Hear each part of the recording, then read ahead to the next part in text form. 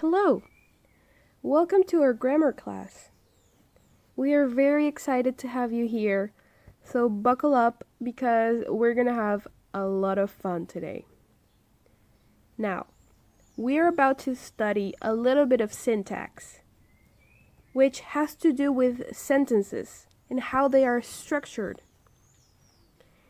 The first topic that we're gonna study today is the subject. What is the subject? So, English is an SVO language. This means that every sentence in English has this basic structure. Subject plus verb plus object. So, what is the subject? How do we find it? How do we recognize it? The subject is the noun that's doing or being something. It's the part of a sentence that contains the person or thing performing the action or verb in a sentence. In order to find the subject in a sentence, first we need to locate the verb. Here in our example, the Grinch hated Christmas. The verb is hated, right? So, we need to ask the question, who or what hated Christmas? Who is performing the verb? And so, to answer the question, who hated Christmas? The Grinch. The Grinch hated Christmas. Therefore, our subject is the Grinch. So, that's how we find the subject, by asking the question, who or what is doing the action? Who or what is performing the verb? Going back to what we said before, English is an SVO language.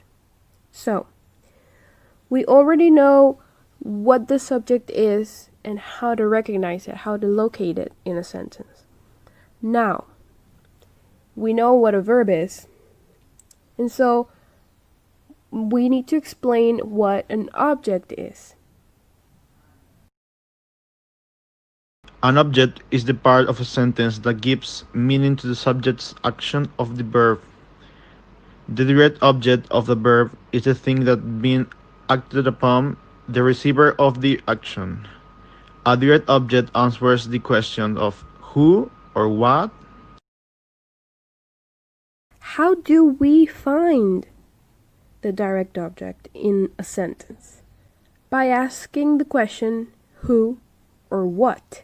So, if we take a look at our example here, she plays the piano. How do we find the direct object? First, we need to find the verb, plays. She plays the piano. We need to ask the question, who or what? In this case, what is being played? The piano. Therefore, the piano is our direct object. In our next example here, we have the police caught the thief. Now the verb here is caught. The question we need to ask is, who was caught?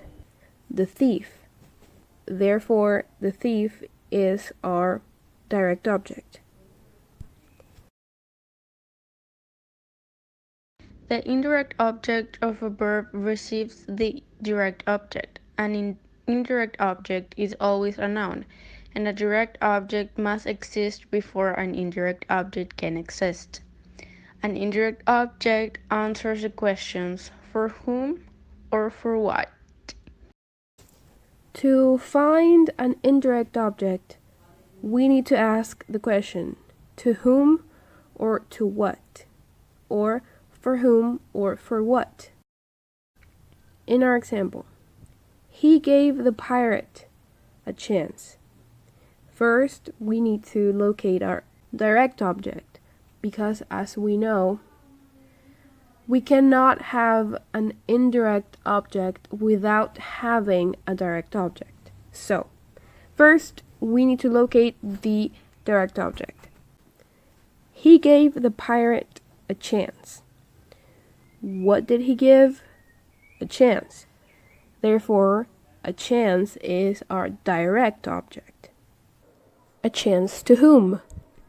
To the pirate. Therefore, the pirate is our indirect object.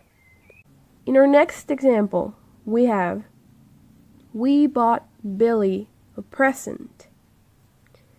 What did we buy? A present.